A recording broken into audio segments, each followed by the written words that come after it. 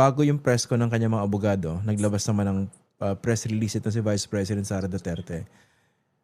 Ang basa ko kasi rito, binabanatan yung accusers without necessarily addressing the issues concerned, no? Sabi niya kasi, for nearly a decade, Mr. Antonio Trillanes has been peddling the same incredible story about alleged billions in bank accounts from 2016 to 2026. Nothing in his narrative has changed. What has changed, however, is the machinery now backing him. Dito, implicated yung mga members ng House, kasama kayo. Sabi niya, today he is backed by a sitting president who must be compelled to submit to a simple drug test. Low-bender members of the House of Representatives that have received maletas and have repeatedly disregarded constitutional limits. Tapos sa bandang gitna, sabi niya, ang bawat sentimo ay mula sa lehitimong pinanggalingan at may kaukulang dokumento. Ayan, malinis daw yung kanyang public service record. How do you respond to these statements? In spite of all those pronouncements, Christian, no? Against Senator Trillanes, against the members of the Justice Committee, I think what is important is for her to respond to the specific allegations in the impeachment complaints. After this is an impeachment proceeding, the subject matter is the fitness of the impeachable official. And what is important is for her to be able to answer the specific allegations on confidential fund, on unexplained wealth / non-disclosure in the SALN, and the alleged threat, no? To this point, Christian, no, ang dami niyang sinasabi, but none of those actually is responsive to any of the specific allegations in the impeachment complaint. For me, it's like she's trying to divert the attention of the people who continues to believe in her to some other people instead of her answering the specific allegations. Okay. Puntahan po natin yung affidavit ni former Senator Sonny Trillanes. Ang allegation na ay yung pamilya ng mga Duterte tumanggap ng 181.6 million from dito daw sa alleged or known drug lord na si Sammy Uy.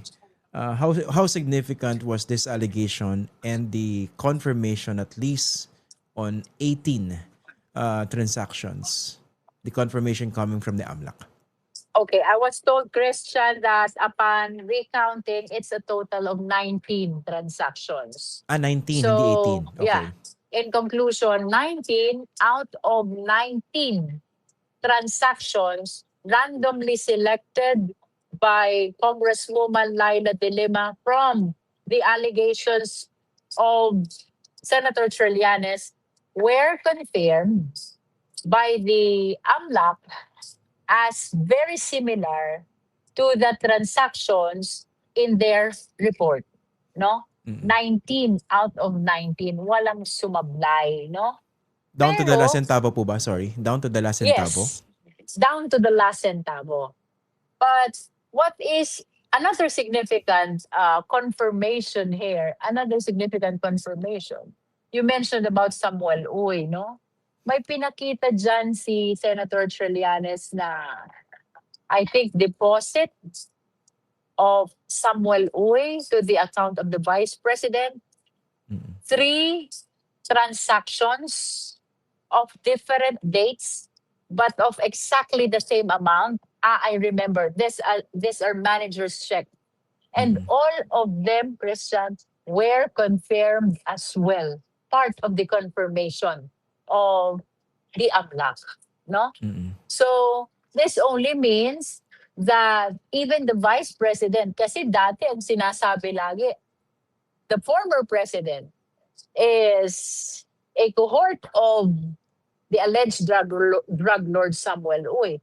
Pero ito may direct transaction na between Samuel Uy, the alleged drug lord, and our Vice President. No, so what does it explain? No, basahin I ko think yung there.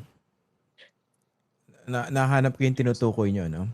Sa allegation kasi ni Sonny Trillanes, October 25, 2011, BDO Unibank SM Lanang Branch, ang recipient Sara Duterte, 7.4 million. Tapos April 24, 2012, same bank branch, recipient Sara Duterte, same amount, 7.4. tumugma ito sa report na isinumiti sa inyo ng AMLAC. That is correct. They Yung were dates na part yon. of the, yes, Mm. those 3 transactions, which I believe are managers' checks issued by Samuel Uy to the Vice President, were part of the 19 out of 19 confirmed Mm. transactions by the AMLAC. Mm. Okay.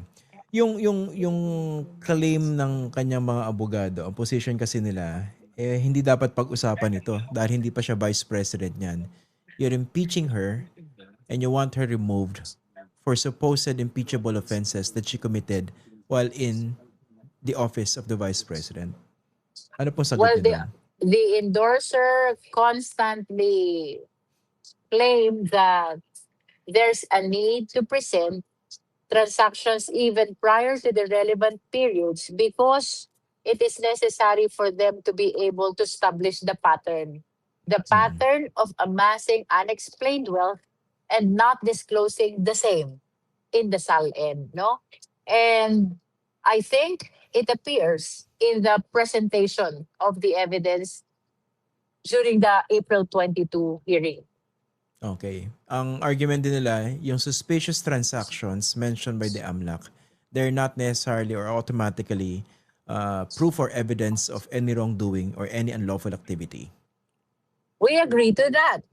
But nonetheless, the fact that it is considered as suspicious, it means that something has to be investigated on the alleged transactions. Dun, patapos na po tayo. Alam ko busy kayo. Konti na lang po. Yung sa BIR documents, no? Sinubmit sa inyo, sa inyong komite, pero nakaseal. Hindi nyo pa siya binubuksan. Pero doon sa mga hindi familiar, no? Ano ba exactly yung inyong sinabpina?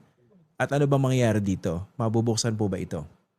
What we subpoenaed from the BIR is copies or are copies of the income tax return.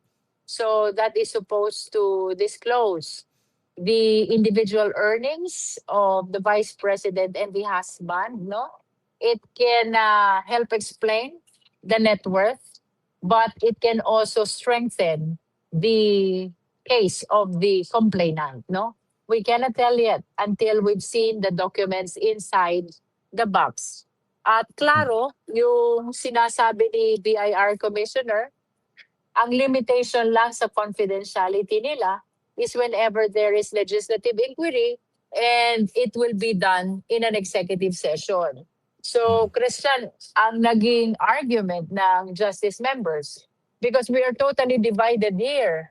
One half is saying that this is an impeachment proceeding.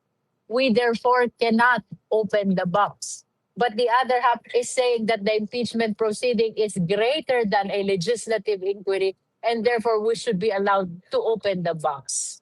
But because I've been very, very conservative since day one of this impeachment proceeding, I suggested to defer, to lay on the table the question of whether to open or not.